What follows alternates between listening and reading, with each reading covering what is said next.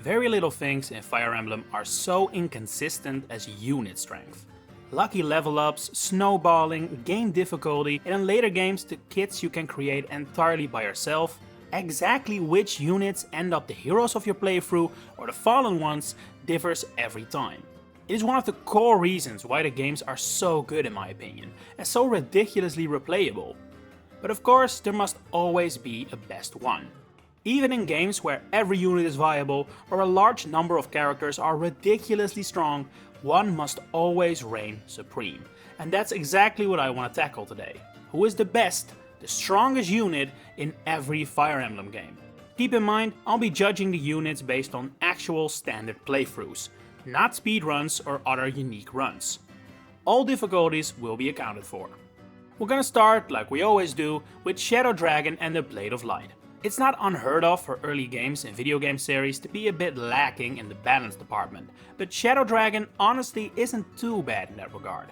Most units are decent enough, and none are absolutely ridiculous, as we'll see in some later titles. For the strongest character though, we must definitely tend our eyes towards the main character of the game, Marth. While his love interest Shida is definitely no slouch either, Marth simply has so many boons available to him on top of an already more than decent starter kit that there is no equivalent for the series' first ever lord. We're talking 2 unique weapons, Mercurius and the Falchion, exclusive access to the strong rapiers, which can be obtained pretty easily and make ending cavaliers and armored units a breeze, and the ability to carry the Fire Emblem, which makes Marth 50% thief by allowing him to open chests. It makes Marth a unit that isn't only powerful, but also a great utility unit, which is a role not many lords have had in the series. Meaning Marth isn't only the best unit in the original Fire Emblem, but also quite a unique one. Next up is Gaiden, which is gonna be a bit of an odd one out in this video. So, usually I am not really one who's into the whole warp skipping shenanigans that I know many people do see as a valid tactic. Mostly because I prefer to, actually play the game. And as such, I have not really considered a unit's warp capabilities when looking for the best unit. But I am making an exception for Gaiden, because I frankly find this game so unenjoyable, I am joining Camp Warp Skipping in order to just hurry through it. And it's not like this version of Valentia is packed with powerful units anyway. So the winner for Gaiden is Silk, the only unit capable of learning Warp in this game. She has more to offer than just that spell though, such as the capability to invoke Dread Fighters, and while she doesn't have Physic, she doesn't need it as much as Jenny, since Alm also gets Tatiana later on. And so this minor flaw isn't enough for me to not consider Silk the best unit in Gaiden. For Mystery of the Emblem, I'm afraid Marth loses out this time around. He isn't really altered that much, although Mercurius no longer being an exclusive weapon and rapiers being rarer doesn't help, but the biggest reason why he's outclassed is huge buffs to other units. And no one benefited from this more than Pala. Her stats are insanely good in a very mobile class as Pegasus Knight, and unlike for example Sirius, she never drops in performance throughout the entire game. I'd say that she is probably the strongest unit in Fire Emblem history up until this point in time, and will arguably stay that way for several games to come. We return to Lords for Genealogy of the Holy War, where easily the best unit in the game is Sigurd. The only one that comes even close is his own son Seliph, but I would still say Sigurd is better in part 1 than Seliph is in part 2. Sigurd is essentially a combination of a Lord and a Jagen archetype, both of which can be some of the most powerful units around in the right circumstances. And Fire Emblem 4 definitely provides those circumstances. With the way it's built up, a pre-promote only gets the benefit of its archetype being really good in the first half of the game and never gets the chance to fall off, although I doubt that would have happened with Sigurd anyway. The fact he's a mounted unit also means he's perfectly suited to FE4's massive maps, and of course he has the standard Lord bonuses like unique powerful weapons and all that. Just like Shadow Dragon Marth, Sigurd is a very unique Lord, and the best unit in his game. I would say that out of all Fire Emblem games, I find the most difficult one to pick the strongest unit for the one that is up next, Thracia 776. If you put it in a tier list, I would say this game has no true S-tier units, especially when not considering warp users as extra strong, but instead has a wide range of A-tier units, which of course includes this game's Lord Leaf. His stats are actually pretty bad though. It's mostly bonuses that make him solid. So after some consideration, I think I'm gonna go with Asbel as my pick for Thracia. He starts out a little shaky, but that is acceptable since you also get him early and he doesn't need a great deal of investment to turn into an absolute magic nuke, arguably one of the first of its kind. If you've never played Thracia, which I'll wager a good chunk of you haven't, just picture your favorite nuke and Asbel is more or less the same thing. Seems like a good pick for the strongest unit in the game in my mind. On to the GBA for Binding Blade, where I would say the battle for best unit is between Rutger and Melody. The latter is probably a bit more useful, I would say, having simply more options due to being a Wyvern Knight and Lance user, meaning great mobility and the option for ranged combat, while Rutger is stuck with limited movement and close combat.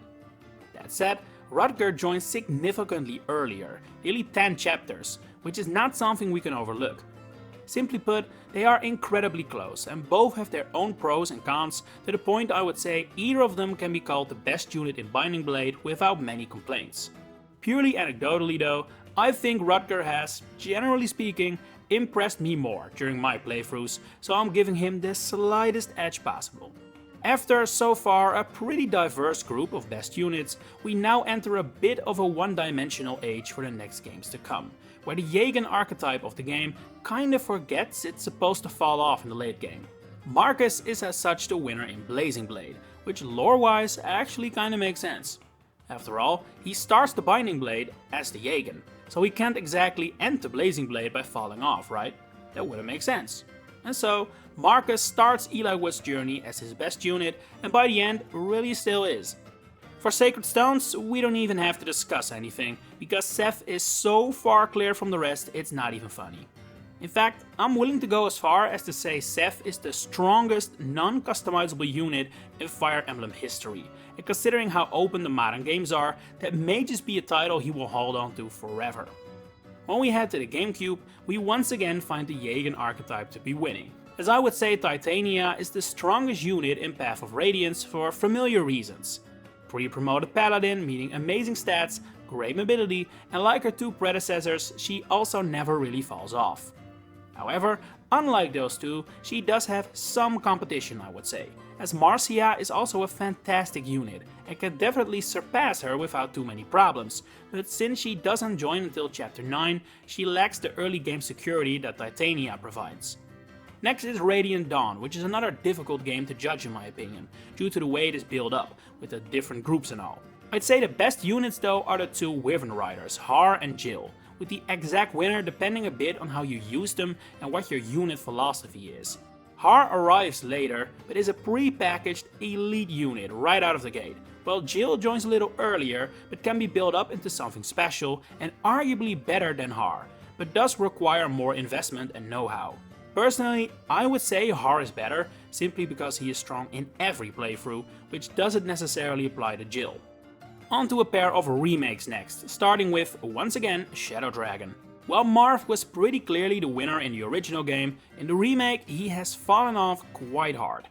The lack of promotion hurts him a lot, but especially the inclusion of the weapon triangle is a huge problem for him as a sword user in a lance-focused game. So, the title of strongest unit now goes to the original game's runner-up, Shida. She has really only gotten better, with the Wing Spear getting some very nice upgrades, making it arguably the best weapon in the game. The general changes to bring the game into the modern times also means that, like in most modern games, flying classes become the best, which of course benefits Shida as well. For New Mystery of the Emblem, the winner doesn't change, mostly because Pala is already a flying unit and transitions pretty gracefully from an old school strong unit to a modern one. However, this time around she does have competition, from an entirely new trope in fact. Chris, the first ever avatar, which, as we'll see later, is also an incredibly powerful trope. However, while this first incarnation is definitely one of the strongest units in the game, they aren't as ridiculous as some that would follow. Chris can be a lot worse depending on how you customize them, which is not entirely possible with later avatars, so how strong they exactly are is a little dependable, while Pala is a monster no matter what you do. So while New Mystery of the Emblem's avatar is not the absolute best unit in the game yet, it wouldn't take long for that archetype to take the crown. In Awakening, the best unit is Robin, no questions asked. Chrom and Frederick are both fantastic, but Robin is busted, simple as that. Specifically female Robin to be precise, since she has access to Gale Force, one of the strongest skills in the game. While Awakening is the first game where really any unit can be turned into an absolute monster by giving them the craziest kit possible, Robin barely needs a kit to become one of your strongest units. Hell, you need to make the conscious decision to intentionally make them poor, otherwise they will probably be among your best units in any run. We continue with Fates, which I'm not gonna separate between the three versions of the game, because I believe the best unit in the game is available in all routes. And perhaps to your surprise, it isn't Corrin, even if Corrin is really good. No, I would say it's Azura who's the best unit in Fates. Dancers in general are really powerful. They're basically as good as your best unit, but with added adaptability for different situations. In order to balance them out, most dancers are extremely frail, meaning they simply cannot be left in combat situations whatsoever and join quite late. The thing is though, Azura's strengths are just as powerful as any other dancer, but she joins incredibly early in most versions of Fates, and is actually pretty decent in combat as well. Her unique class Songstress allows her to use lances, which are a powerful alternative to most dancers and even allow her to attack at a range. While she definitely isn't some combat monster or anything, she can hold her own, and that, combined with the usual strengths of a dancer, make her what I would say the best unit in Fates. Yes, Corrin, Ryoma and Camilla are really strong, but Azura allows you to use all of them again in any situation without any real drawback. Onto Echoes, Shadows of Valentia, the next and last remake to cover. While I have already often talked about my thoughts about the maps in this game in past videos, I don't hate them so much I want to warp skip past all of them, so we're not picking Silk again and instead looking at strong combat units this time around. One immediately sticks out from the crowd and it's a familiar face, Pala. She is not as strong here as in the two versions of Mystery of the Emblem, but for more or less the same reasons, she is also top tier in Echoes. Honorable mention goes to Alm though, who has received some nice buffs since Gaiden and can definitely run with Pala, even if I don't think he's as strong. We continue on the Switch, where customizable Fire Emblem hits full swing, if it hadn't already. There is no unit in Three Houses who cannot be made excellent with enough effort, and so the question becomes who can become the absolute best of the best, and who can become excellent with as little effort as possible. I would say the answer to those three questions would be the three main lords, whose personal skills and standard classes are already insanely good. But only one can be the winner, so we'll still need to find ways to separate them. I would say the worst of the three, but keep in mind, still an absolute top tier unit, is Dimitri. His personal skills are amazing, arguably better than Claude's, but the fact he doesn't enjoy axes and flying mean he's not a great candidate for what is easily the best class in the game, Wyvern Rider. Like I already kinda hinted at, Claude's personal skills are probably the weakest of the lords, meaning the winner is Edelgard. Differences are minimal, but compared to the other two, she has less minor flaws. And finally we have Engage, where similarly there are a ton of units who can become broken as hell thanks to the rings. Alir is basically always great, no matter what ring you give them, and Yanaka with the right kit becomes nearly unkillable. But I would say the two units who require the least amount of help from the rings are Ivy and Kagetsu. Ivy's class and personal skill are really good, to the point where she can't really fail, and Kagetsu's stats are ridiculously high in all the right places. And it's that latter fact that makes Kagetsu so good, he could honestly go without a ring and still be great, which is pretty unique in Engage and leads to him getting the crown for best unit in the game. And that has been all of them. Surely you disagree with some of my picks, right? Let me know in the comments below. If you enjoyed this video, please consider giving it a like and subscribing to the channel to stay updated on all my future Fire Emblem content coming up. For now, thanks for watching and enjoy the rest of your day.